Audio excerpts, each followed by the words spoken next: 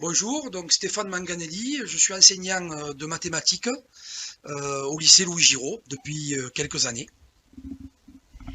Christine Mortagne, enseignante en physique-chimie dans la filière générale. Alors notre cadre de travail, c'est le campus Louis Giraud, campus parce que il y a de la formation pour adultes, il y a de l'apprentissage et il y a de la formation générale. Le site est situé au nord de Carpentras, voilà, dans le hameau de Serres. Et donc on est en pleine campagne, on a la vue sur les dentelles de Montmirail, on a la vue sur le Ventoux. Et notre lycée en lui-même, on est au milieu des oliviers. C'est vraiment un cadre de travail très facilitant. Voilà, on s'y plaît beaucoup. Nous, ceux qui y travaillons, mais aussi le public. Et on a un public d'ailleurs très varié, et ce qui fait qu'il y a une ambiance très familiale, de par le contexte naturel et de par aussi le public qui traverse ce contexte et ce lieu de travail. Au lycée, nous avons principalement deux filières. Une filière professionnelle, à laquelle on accède après une seconde professionnelle, et une filière générale et technologique, après une seconde générale et technologique. Donc, si vous choisissez de faire votre seconde au lycée Louis Giraud, vous aurez les mêmes matières qu'à l'éducation nationale, mais vous aurez une petite coloration avec l'EATDD, écologie, agronomie, territoire et développement durable, qui sera poursuivie ensuite par la biologie et l'écologie. Cette seconde générale, à l'issue de la seconde générale, vous pourrez intégrer soit la filière technologique avec un bac STAV, soit la filière générale avec le baccalauréat général. Chez nous, parce qu'éventuellement, les élèves qui sont en seconde chez nous, des fois, s'en vont. Bon, on préfère les garder, mais donc après une seconde générale chez nous, on peut très bien ensuite aller faire sa première dans un autre lycée, bien évidemment.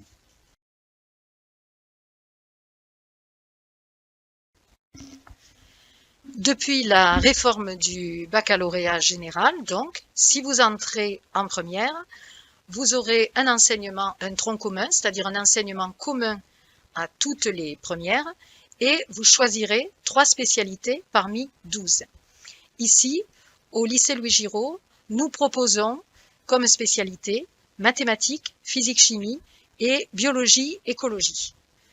Voilà, donc ensuite, en terminale, c'est mon collègue qui va continuer.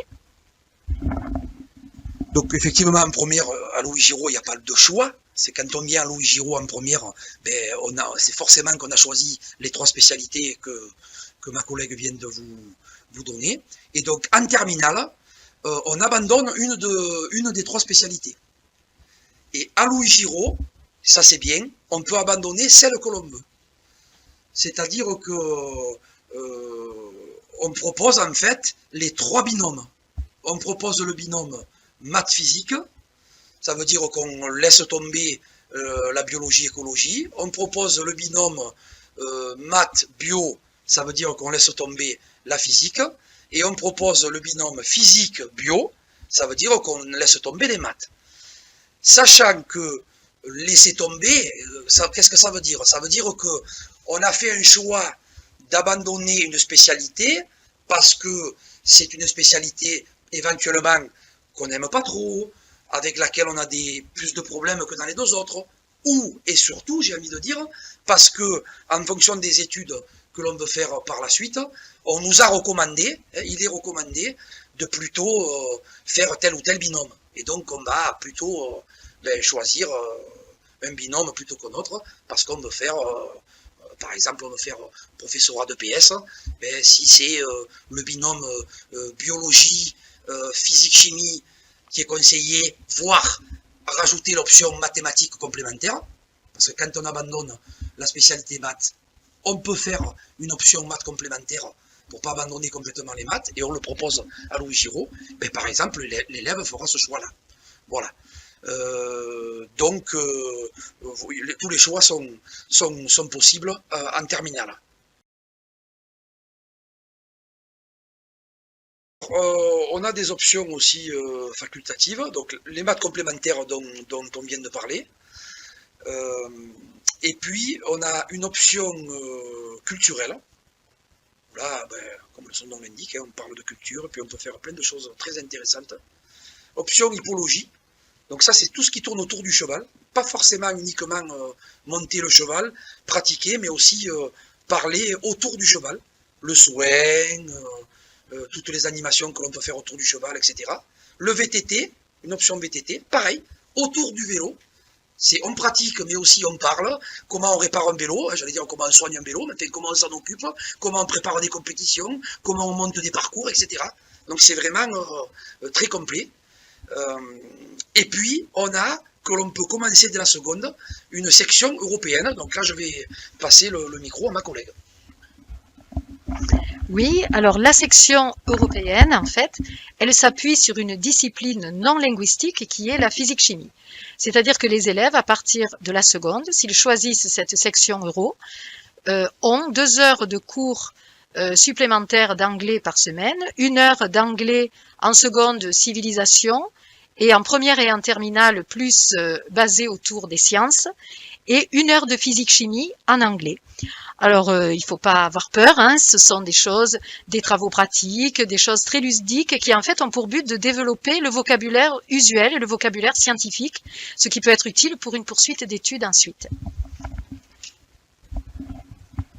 Oui, les élèves en profitent aussi bien en anglais qu'en sciences d'ailleurs. C'est ça. Des deux côtés. Et puis donc, on propose, alors ces options culturelles, c'est 3 heures, je pense. Ces options facultatives, pardon, c'est 3 heures. Et on propose aussi, on met en place chaque année, depuis déjà très longtemps, des plages de soutien, d'aide aux devoirs, d'aide aux élèves qui en ont besoin. Donc ça peut être entre midi et 2, ça peut être le soir. Et donc, voilà, ça dépend des années. Il y a des années où ben, par exemple, cette année, il y a du soutien en mathématiques, il y a du soutien en méthodologie, il y a du soutien en physique, enfin voilà. Ça, on le met en place dès le début de l'année, en fonction de la demande des élèves. Voilà, et puis on fait des créneaux, pareil, les créneaux peuvent être mouvants. C'est vraiment, on se met à disposition des élèves, donc il faut vraiment répondre à leurs attentes. Donc chaque année, ça change un peu, mais voilà, on essaye de mettre ça en place. Parce que c'est important et les élèves et les familles apprécient beaucoup.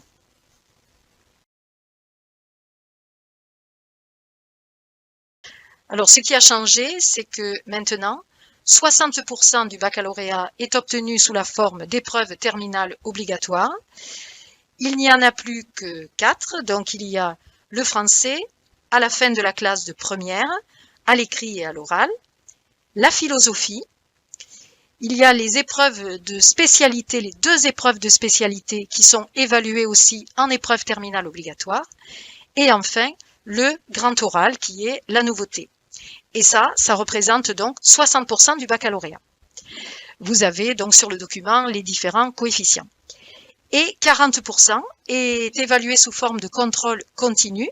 Alors le contrôle continu sous la forme d'épreuves communes qui sont passées en première et en terminale. Et ceci compte pour 30%. Et les 10% restants, ce sont les bulletins de première et de terminale qui entrent donc dans l'évaluation du baccalauréat. Oui, un petit rajout sur le contrôle continu. Il y a des banques nationales de sujets. On ne fait pas n'importe quoi, bien évidemment. Hein. Non, mais parce que ça pourrait des fois inquiéter les familles.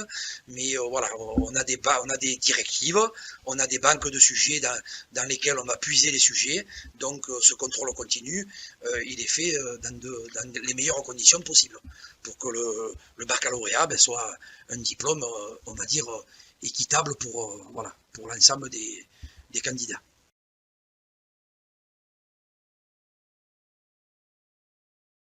Après le bac, j'ai envie de dire, avec ce bac général scientifique, entre guillemets, on fait un peu ce qu'on pouvait faire avant avec le bac S, c'est-à-dire aucune porte n'est fermée, quasiment.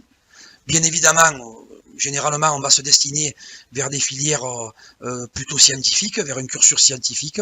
Donc on a des élèves qui se destinent pour des études de vétérinaire, par exemple, ou kiné, médecine, ostéo auprès des animaux par exemple, ou ostéo tout court, le professorat, j'en ai parlé tout à l'heure, de PS, enfin, moi on a connu des profs, un élève qui a voulu faire prof de maths, Sciences Po, les métiers de la nature, les eaux et forêts, enfin, l'ingénierie, il y a rien n'est fermé, et on a eu de tout dans nos élèves, donc on peut vraiment, rien n'est fermé, voilà.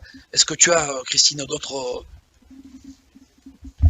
Oui, mais je crois que oui, les carrières médicales aussi, je crois qu'elles ont été envisagées. En fait, toutes les carrières qui nécessitent un cursus scientifique sont accessibles. Voilà. On a des élèves des élèves qui se sont installés aussi, au niveau agricole, voilà, qui ont ouvert une ferme, ou bon, voilà, qui avaient des projets bien précis au niveau de l'agriculture par exemple, et donc, ou de l'écologie, et voilà, c'est parti. Donc voilà, c'est un joli bac, théorique par rapport à l'ancien bac S, mais voilà, on y fait de belles choses. Venez partager avec nous.